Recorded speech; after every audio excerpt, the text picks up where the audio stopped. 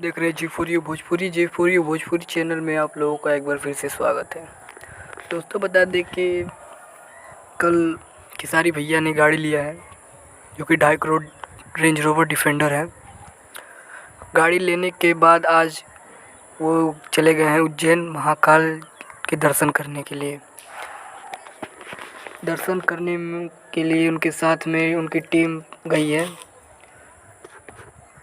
बता दें कि टीम वालों में से अखिलेश कश्यप जी हैं, कृष्णा बैनर्जी जी हैं और सतीश बबुआन, आप लोग तो पता ही होगा, और संजय यादव, सोनू पांडे, ये लोग पहुंच चुके हैं उज्जैन।